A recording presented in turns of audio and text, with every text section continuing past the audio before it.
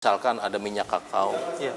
kemudian ada misalkan ampas kakao, kemudian ada kulit kakao, kemudian ada juga kulit dari kakaonya itu. Oh ya, kalau kelapa itu ya, kalau kelapa bukan hanya produk dari kelapanya saja kita jual kopra, Kulit tetapi buah kakao biasanya digunakan untuk pupuk. kulit buah kakao bisa untuk pakan ternak, ya. bisa untuk bisa untuk Pupuk organik ya. pupuk organik dan sebagainya ya. Kalau turunan kelapa, misalkan bisa kita peroleh dari airnya, Iya.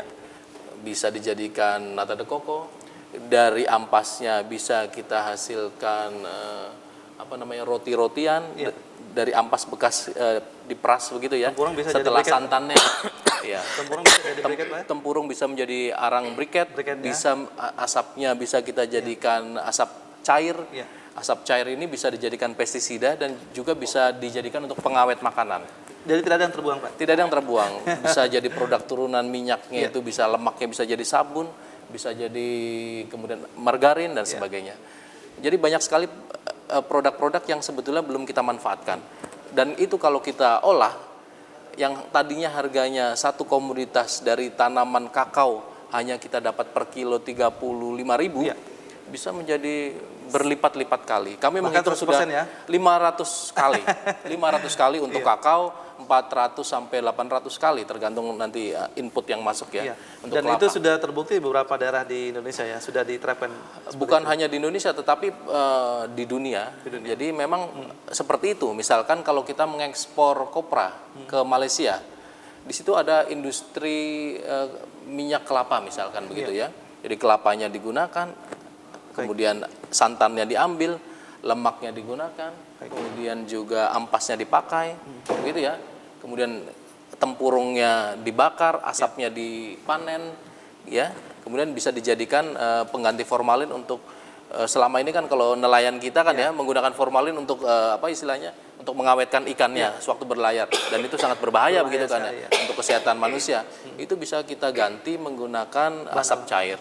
Asap cair itu kan ada kandungan antibakteri, jadi memperlambat proses pembusukan dan sebagainya, sehingga itu bisa dimanfaatkan. Dan aman untuk kesehatan. Dan sangat aman untuk kesehatan. Baik, saya ke Pak Samsudin.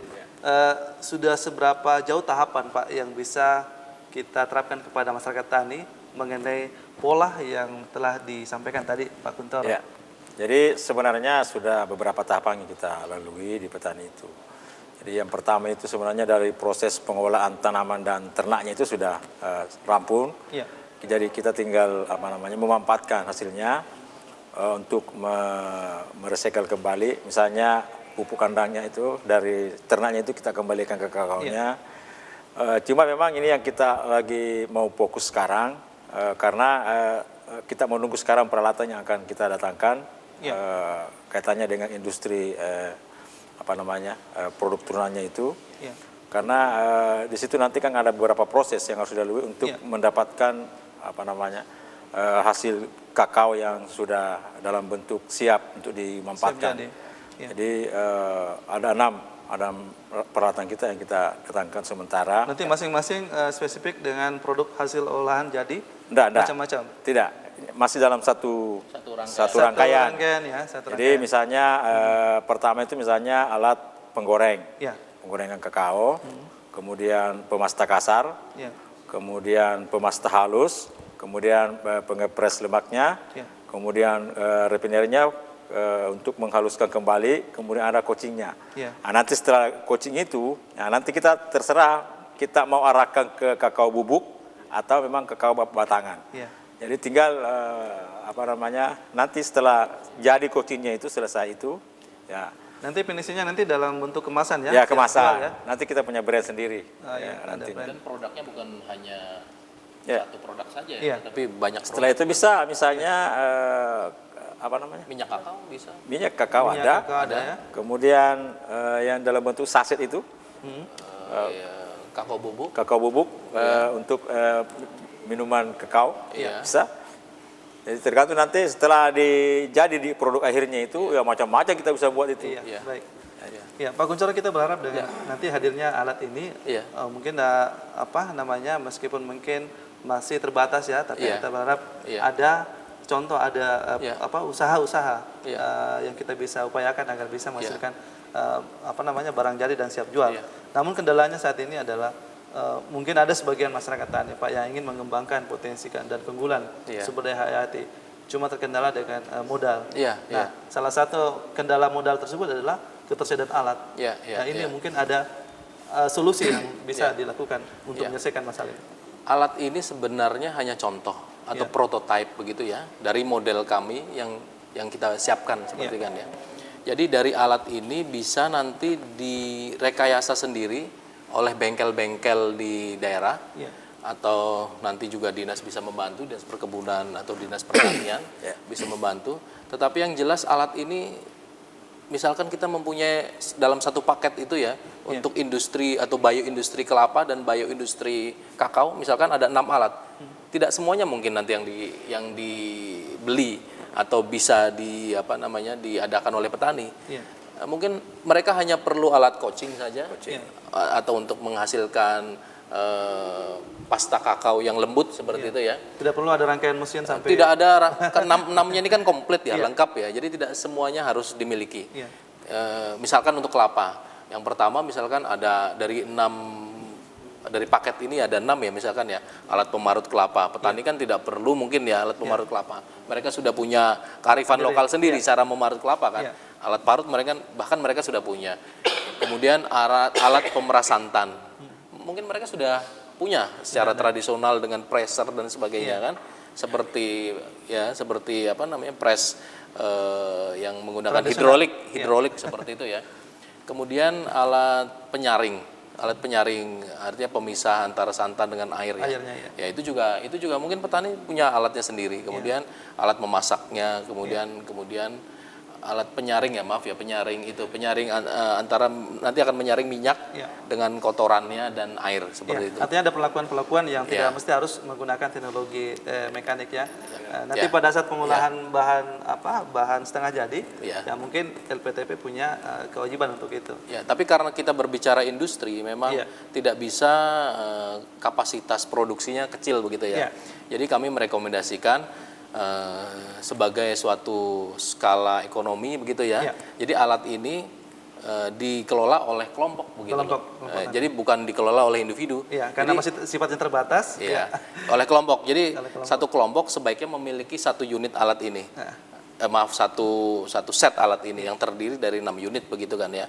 Nah, nanti mereka bisa petani memanen kelapanya, memasukkan ke sini, kemudian diproses begitu kan, lebih cepat seperti itu. Berarti nanti akan ada pelatihan Pak Samsudin. Mungkin sudah ada rencana nanti pada saat alatnya sudah datang, masyarakat tani sudah bisa diberikan pelatihan bagaimana sebenarnya memanfaatkan alat ini supaya bisa menghasilkan. Jadi makasih. Jadi nanti setelah peralatan kita tiba, insya Allah dalam waktu dekat akan tiba. Setelah itu kita lanjutkan dengan bagaimana mengelola alat itu. Tentunya nanti tetap juga akan melakukan pelatihan-pelatihan baik di kakao maupun di kelapa. Karena tidak mungkin kita kan setiap hari mendampingi. Tentu memang harus mereka sendiri yang nanti akan bekerja.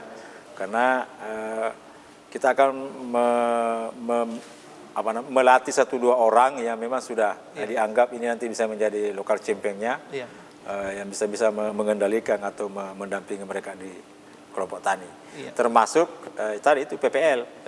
Jadi PPL ini harus dilibatkan secara penuh karena saya kira transfer knowledge dan teknologi tentu PPL lebih paham.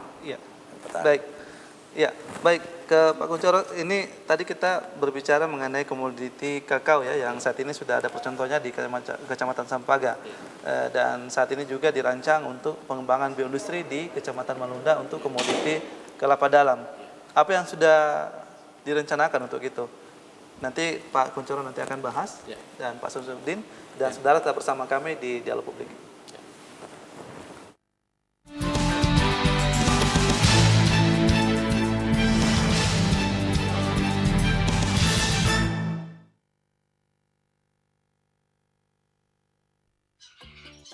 Teman, kenalkan, namaku Cassius. Binatang pelimata atau monyet terkecil di dunia. Orang bilang tuh lucu, mendemaskan, atau unik, lantas, dan dilindungi. Ini rumah tuh, hutan Tantoto. Tepatnya di Bitung, Sulawesi Utara. Akan selalu ramah kepada siapapun yang datang ke rumah tuh. Teman, mari kita selamatkan rumah tuh, hutanmu dan kita.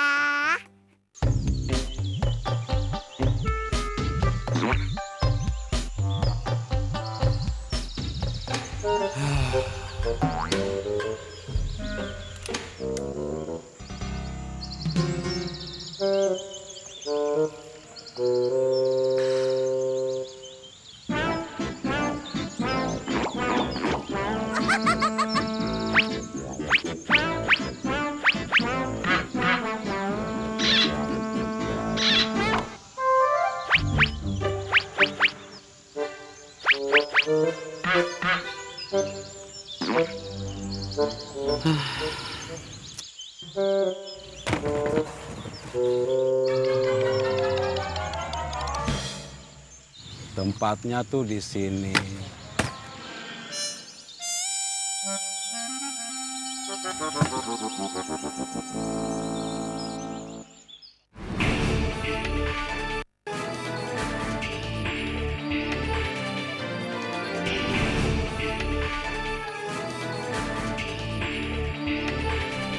TVRI Stasiun Sulawesi Barat adalah media publik yang netral dan independen, yang selalu mengetengahkan program-program acara yang aman bagi keluarga, yang mengangkat budaya-budaya kearifan lokal di Sulawesi Barat.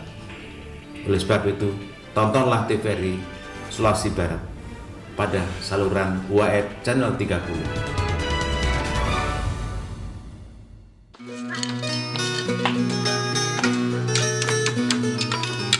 Kegigihan masyarakat Mandar dalam bertenun sudah dimulai sejak ratusan tahun lalu, berlangsung secara turun-temurun. Perangkat tenun yang digunakan baik kayu pemintal, pewarnaan benang, dan pemeliharaan ulat sutra semua diambil dari tanah leluhur yang ada di sekitarnya. Lestarikan tenun sebagai budaya milik bangsa.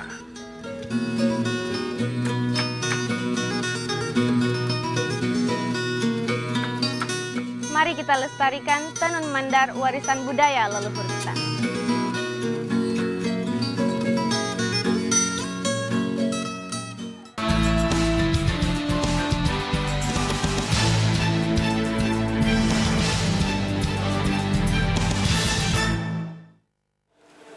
Terima kasih Anda masih tetap setia bersama kami dan kita lanjutkan perbincangan kita terkait dengan modal pertanian bioindustri, kakao dan kelapa dalam. Ya. Pak Kuncoro, Mas Kuncoro, tadi kami singgung bahwa di Kecamatan Malunda saat ini mungkin sudah direncanakan pola-pola yang akan diterapkan di sana mengenai pengolahan bioindustri untuk kelapa dalam. Apa yang telah dilakukan LPTP Sulawesi Barat sejauh ini, Pak? Ya, sebetulnya kita sudah mengidentifikasi di Kecamatan Malunda, sebelumnya juga di Kecamatan Sambaga untuk kakao begitu ya. Sudah ada industri rakyat begitu kan, industri rakyat untuk kakao, industri rakyat untuk kelapa. Di Kecamatan Malunda sendiri kita sudah mengenal, mungkin bukan hanya di Sulawesi Barat tetapi juga di Sulawesi secara keseluruhan ya, ada produk yang sudah terkenal yang kita beri nama minyak mandar seperti itu kan ya. Cuma kita melihat produk dari minyak mandar ini masih istilahnya masih kasar, masih banyak yang perlu kita sentuh begitu. Seperti misalkan kandungan air di dalam minyaknya masih relatif tinggi, kemudian juga masih ada kotoran-kotoran dari kelapa di dalam minyak itu. Karena sebagian umumnya kan masih dikelola secara konvensional. Secara tradisional ya. Yang sebetulnya akan merusak nilai produk, artinya minyak kelapa itu akan cepat tengik ya, kemudian juga mungkin untuk kesehatan untuk kesehatan juga kurang baik begitu ya. Kemudian juga daya tahannya juga kurang baik seperti itu. Nah, kita akan intervensi di dalam teknologi untuk memperbaiki produk mereka seperti itu ya. Mungkin tadi ada refining atau untuk memperbaiki produk mereka dengan cara penyaringan begitu ya. Penyaringan minyak yang tadinya minyak mandar warnanya keruh akan kita perkenalkan minyak mandar yang tetap aromanya harum, warnanya bening seperti itu ya. Dengan nilai kandungan gizi yang lebih baik gitu kan. Karena juga dapat disimpan lebih lama seperti itu ya. Dan Pak Samsudin itu sudah ada contoh juga ya yang telah diterapkan ya. Artinya ada pelakuan yang telah dilakukan memanfaatkan mengolah minyak mandar ini menjadi sebuah produk jadi yang tadi bisa menurunkan seperti kadar minyaknya, kadar airnya dan tingkat daya tahannya. Ya, pada prinsipnya hal-hal yang ingin kita perbaiki ini memang sudah di tingkat petani itu memang kita sudah latih, cuma memang dalam skala rumah tangga. Jadi intervensi teknologinya memang belum terlalu tinggi begitu, tetapi kan kita ingin meningkatkan kualitas ini yang sehingga bernilai produk yang lebih baik dan bisa berdaya saing, dan tentu harganya akan lebih mahal kalau misalnya sudah bagus begitu. Jadi misalnya memproduksi minyak.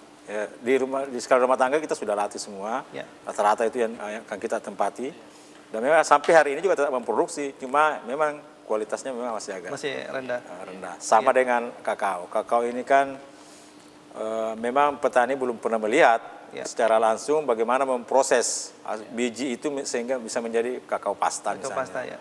Nanti kita akan intervensi teknologi masuk, termasuk peralatan, sehingga bisa diproses sampai menjadi barang jadi.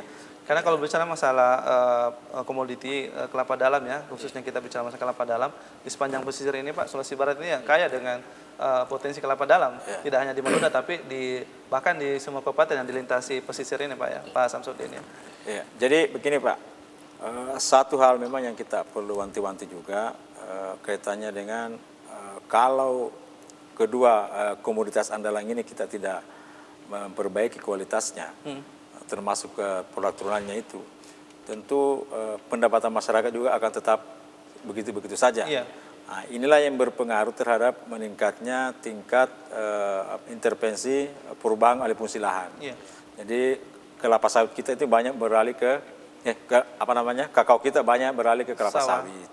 Karena memang petani hanya menikmati sebagian sedikit sekali. Kelapa dalam kita banyak beralih menjadi sawah misalnya. Karena memang hanya menikmati.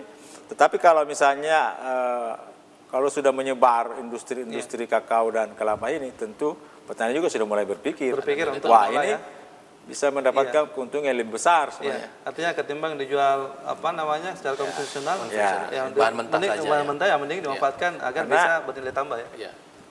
Kakak yang terlibat dalam pengolahan usaha tani kakao di Sulawesi Barat itu hampir 100.000 kakak Pak. Jadi itu potensial luar biasa. Dan kakao ini PDRB dari kakao sangat besar. Sangat besar.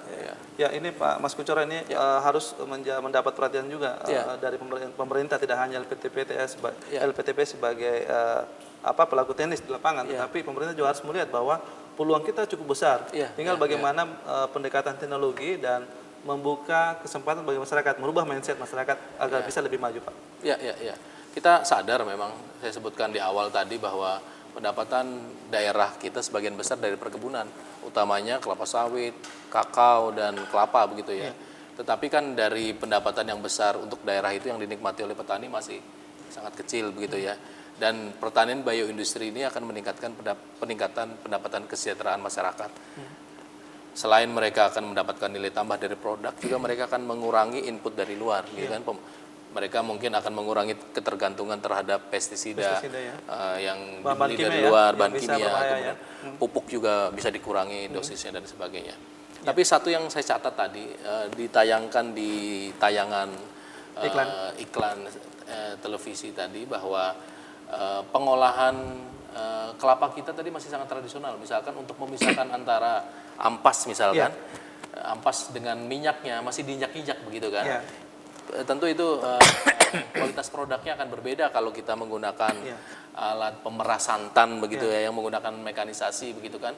Di samping higienis, kemudian juga santan yang diperoleh juga lebih banyak gitu kan. lebih efisien. Artinya kalau diinjak-injak kemudian diperas menggunakan kain, itu kan mungkin yang keluar tidak 100% santannya. Tetapi kalau kita menggunakan alat, tentu santan yang diperoleh lebih banyak. Artinya menghindari kontaminasi kontaminasi dan efisiensi. Jadi produk yang kita peroleh lebih meningkat, keuntungan juga lebih banyak, seperti itu kan.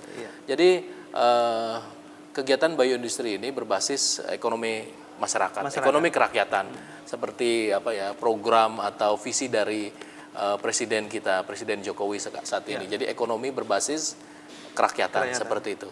Jadi kami berharap dukungan dari pemerintah Provinsi Sulawesi Barat, dan kita sudah bekerja bersama-sama dengan penyuluh di lapangan, dengan Dinas Pertanian, Dinas Perkebunan. Kami sudah bekerja bersama-sama di lapangan, dan mungkin ke depan